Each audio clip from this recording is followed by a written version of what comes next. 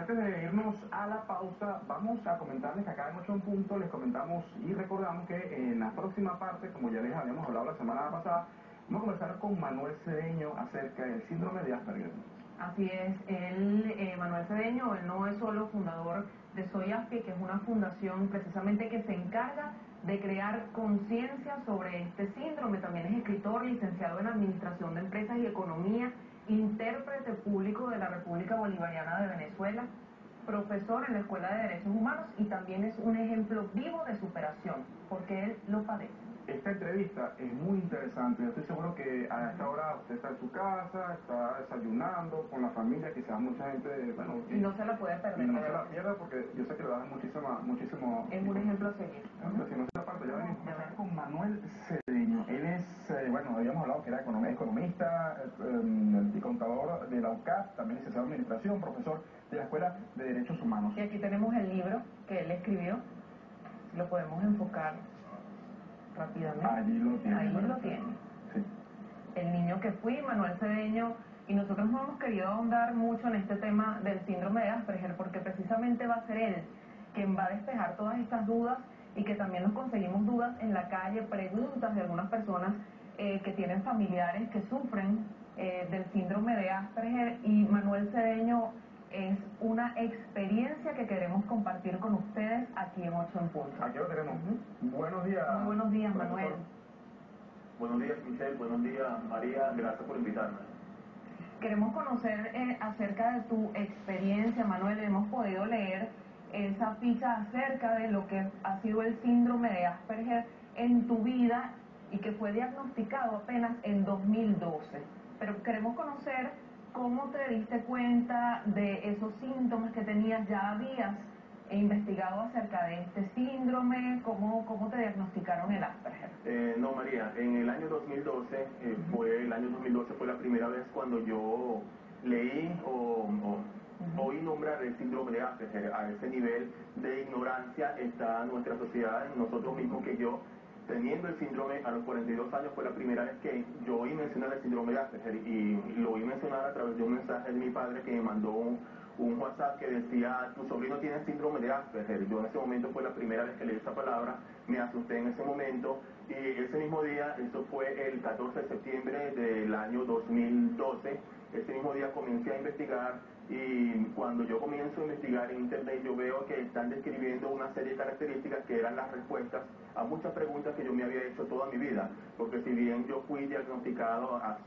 en el año 2013, el año siguiente, por la doctora Miriam Ortiz, yo desde que tengo memoria, desde que tengo 5 años de edad, muy pequeño, que empecé primer grado, yo me di cuenta que yo era diferente a los demás niños. Sin embargo, yo no sabía por qué era esa diferencia. Me había imaginado muchas cosas cuando era muy pequeño. Pensaba que tenía problemas de identidad sexual porque los niños varones no se acercaban a mí, no me invitaban a jugar, porque yo no podía jugar los juegos que ellos jugaban. Pensé que estaba loco, que me imaginaba cosas, que todos tenían algo contra mí. Pero fue en el año 2012 cuando yo empiezo a leer esto que yo descubro que no se trata de ninguna de estas cosas que yo había pensado, sino que soy tenedor de un síndrome que tienen muchos niños, por cierto, y que aunque no se cura, que aunque no es una enfermedad, no se contagia, que es tratable y cuyas afectaciones pueden superarse con las ayudas necesarias. Ahora bien, profesor, usted dice, bueno, 40 años, bueno, toda una vida, por circunstancias o por quizás casualidad, hasta casualidad podríamos hablar, se entera del tema, investiga y es diagnosticado. Ahora bien, ¿cuáles son esas características que lo diferencian de otras personas que, como usted lo aclara, es una condición y no una enfermedad? Y que quizás en muchos niños existe esa condición y el padre o madre no sabe. O sea, ¿cómo saber qué elementos lo debe llamar la atención de un padre de esta situación? Sí, Michelle, hay muchas características, pero principalmente las características que engloban al síndrome de Asperger, igual que al autismo, en todos sus niveles, son las afectaciones en la imaginación, las afectaciones en la socialización y en la comunicación. Cuando digo esto, no quiero decir que los niños, las personas con síndrome de Asperger, no tenemos imaginación, sino que nuestra imaginación desde niños es diferente a la imaginación de los demás. esto a nuestra edad puede ser incluso de ventaja, pero cuando tú eres niño y tú tienes una imaginación distinta, se te dificulta jugar los mismos juegos que ellos hacen. La comunicación también es un elemento importante. Para nosotros las palabras son más textuales, más literales que para el resto de los niños, y eso también dificulta la comunicación y la socialización. La socialización es un elemento importante en los niños con síndrome de Asperger. Sin embargo, Michelle, estas tres grandes características se subdividen en muchas otras características que se pueden ver en un niño y que te puede llamar la atención de que son señales de alerta de que este niño necesita ser evaluado. Son muchas, yo voy a mencionar algunas, pero para eso yo escribí el libro para que las personas puedan ver con ejemplos en primera persona de la vida real de cuáles son las características que puede tener un niño con síndrome de Asperger. Todos los niños con la condición y sin la condición son diferentes, pero hay características que son muy comunes o se repiten mucho en los niños con síndrome de Asperger. Algunas de estas pueden ser hiperlexia. Hiperlexia es aprendizaje precoz y solitario de la lectura, es decir, sin necesidad de un maestro. Muchos niños con síndrome de Asperger aprenden a leer solos en su casa. La dificultad, la ausencia o la pobreza en el contacto visual es otra característica muy común que también puede tratarse.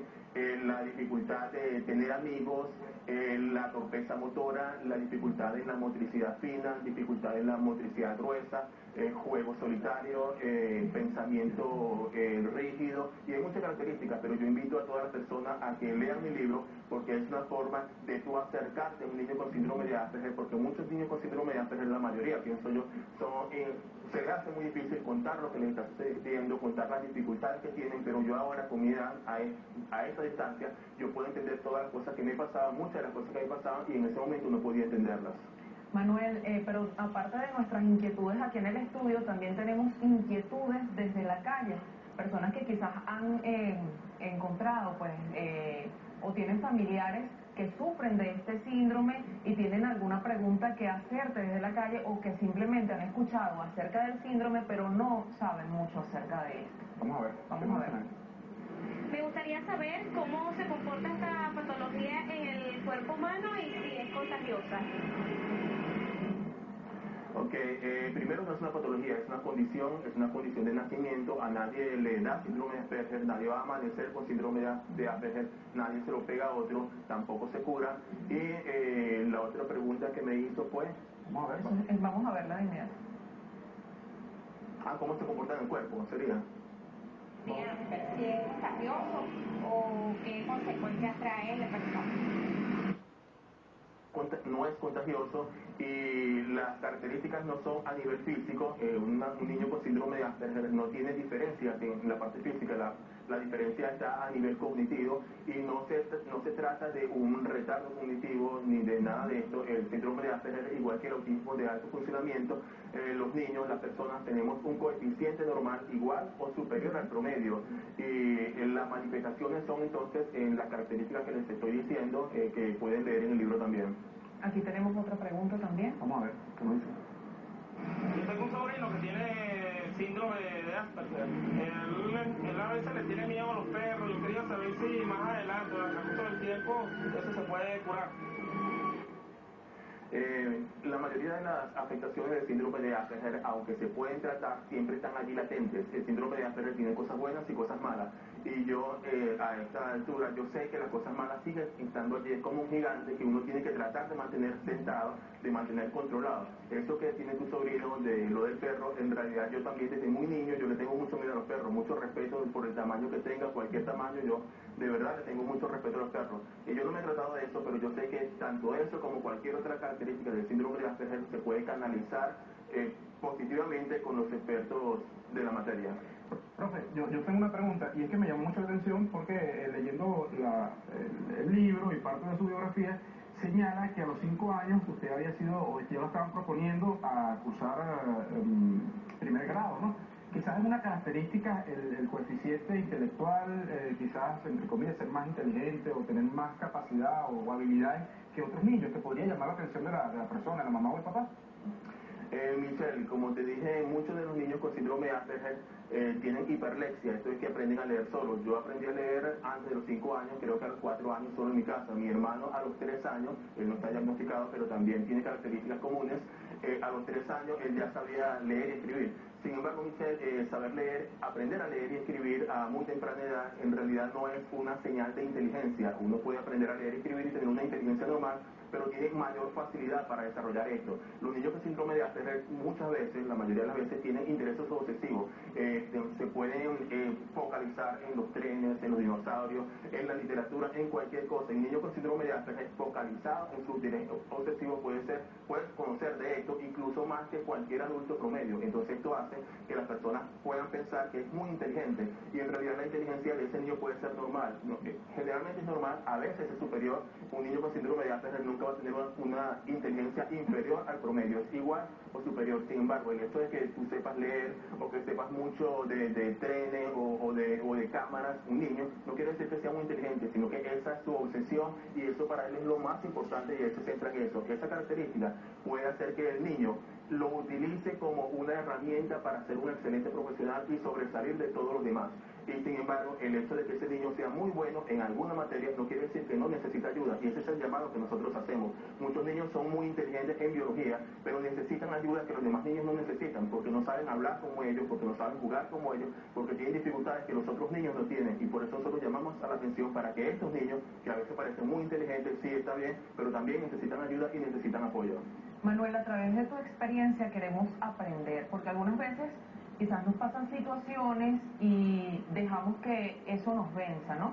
En tu caso, y por ejemplo en el caso de muchas personas que sufren no solo de este síndrome, sino de otras diversidades funcionales, se dejan vencer por el acoso escolar, se dejan vencer por esos maltratos que inclusive el maltrato físico no es más grave, sino es más, influye más y hace más daño el maltrato psicológico. ¿Cómo hizo Manuel Cedeño para salir adelante frente a estas adversidades que se presentaron durante toda tu vida?